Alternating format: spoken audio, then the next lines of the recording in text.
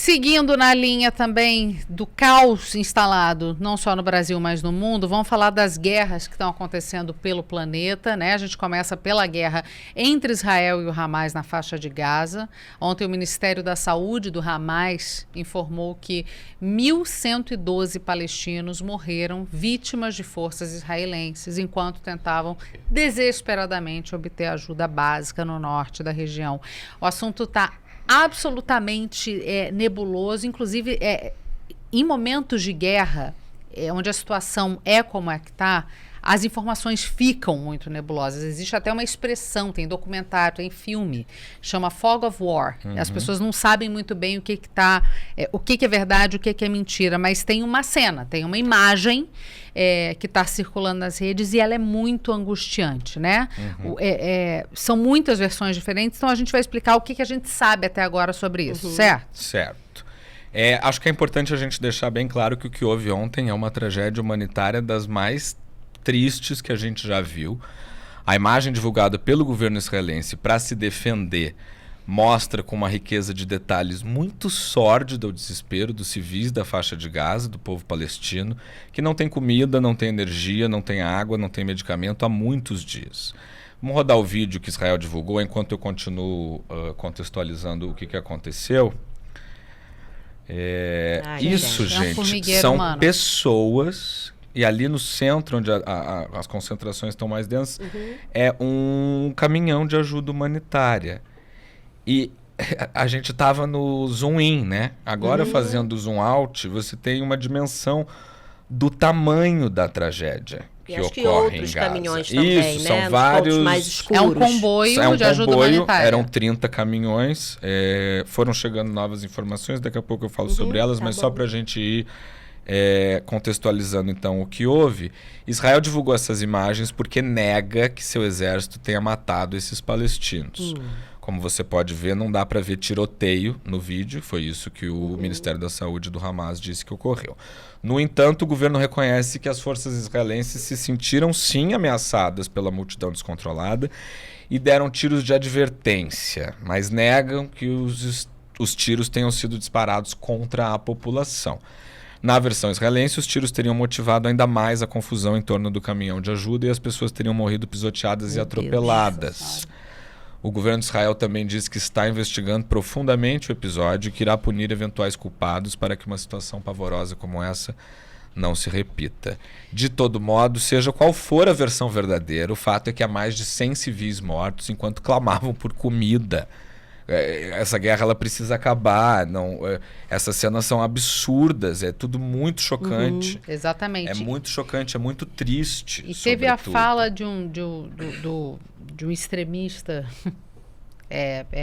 ali do governo de Israel, né? Assim, que ele é o Itamar Ben-Gvir, né? Isso, o Itamar Ben-Gvir, ministro de Segurança Nacional, que disse que chamou de loucura a manutenção do envio de ajuda humanitária e falou, deve ser dado apoio total aos nossos heróicos combatentes que operam em Gaza, que agiram de forma excelente contra uma multidão que tentou prejudicá-los. É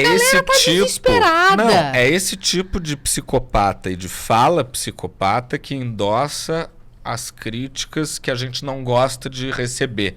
Exatamente. Como judeu. Exatamente. Entendeu? Como que você rebate um ministro que fala de Estado que fala uma abominação dessa?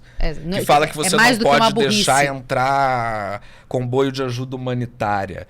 Quer dizer, todo mundo que sabe a minha opinião sobre essa guerra. Exatamente. Agora, é inaceitável você ter um funcionário do Estado israelense dizendo que não pode entrar ajuda. Essas pessoas, elas não estão ali sambando. Felizes. Na voluntariamente. Exatamente. Entendeu? Aquilo ali eu nunca vi nada, acho que tão chocante assim. Isso que a gente não consegue ver com definição, né? Sim. É uma câmera preto e branca, meio térmica. É engraçado que assim, a gente não viu essas imagens na guerra Rússia-Ucrânia, né? Dessa forma. Não, esse formigueiro humano. na guerra Rússia-Ucrânia, você teve a formação de dois lados. Exatamente. Você tem fronte, você tem disputa por território, você tem duas forças uniformizadas. Assim, Isso é bizarro. a gente tá falando de um pedaço de roupa, mas que faz a Total. diferença Não, entre cria um levante método popular. de guerra, talvez? É Não, isso? e a aplicação... inclusive é o que a Cruz Vermelha usa, ou que os órgãos internacionais usam para definir justamente um conflito entre dois países.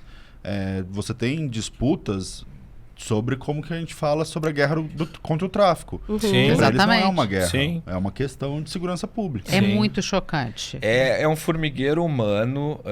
Tem muita gente ali que... Não tem muita gente. Quase todo mundo que está ali não tem absolutamente nada a ver com o que está acontecendo. Não. E é aquela coisa, né? São pobres desgraçados abandonados por Deus, pelos seus governantes, dos dois lados, porque se você for ver o que tem acontecido em Tel Aviv, são protestos diários. A população israelense não aguenta mais esse governo, não aguenta mais essa guerra. Cidadãos seus Tem que mais de 100 cidadãos que estão nos túneis do Hamas, sofrendo sabe-se lá do quê. sabe-se lá o quê. A gente não tem garantia nenhuma E de que essas 30 pessoas mil vão voltar mortos do um outro lado. dia. É muito surreal. E aí, quem falou que essa guerra podia estar perto de um fim, ou pelo menos ter uma pausa, foi Joe Biden. Que tá jovem. Tá jovem, tá lúcido. Tá Falou de lúcido. improviso? Ele saiu de um programa humorístico, pegou um sorvetinho de menta, E a gente confirmou que é menta, apesar de ser branco. porque me chamou muita atenção. Aqui tem apuração. É isso. Tem. O sorvete é branco, mas eu fui lá no site da sorveteria para entender que menta branca é essa. Aí vamos botar o vídeo enquanto eu falo aqui. Ele foi lá, deu uma lambidinha no sorvete, seu Baskin Robbins. Que ele tava falando amenidades, né? Tava falando sobre horóscopo. É isso. O que ele disse, O Cecília? líder do mundo livre. Eu acho que essa semana vai ter um cessar-fogo. Segunda. Olha lá. Pra quem não sabe, aquele do lado dele é o comediante, no caso. Ô, gente, que Gente, assessoria Não existe mais. permite Mas que não- esse homem Me pose lembrou. com uma É porque eu casquinha acho na que mão? vocês não assistiram. Sabe uma série VIP? Que é uma mulher que era vice-presidente, Sim, que vira sim. presidente. Eu Também amo, tem com uma a cena. Dreyfus, É a maravilhosa. Julia Que é do Dreyfus. Julia Seinfeld. Dreyfus, maravilhosa. Ela tá em campanha para presidência e aí a genialidade da equipe de marketing dela é assim: tem uma loja de iogurte nova que o pessoal tá frequentando. Vai lá fazer um negócio. Aí ela vai. Gente, tá igual o Biden. É inacreditável. Parece cena de sitcom. Bom, então, aí o Biden falou, vai ter cessar-fogo. Mas não rolou, né? No caso, não rolou. Óbvio que não rolou. Antes mesmo desse episódio horroroso que a gente viu dos caminhões de ajuda em Gaza,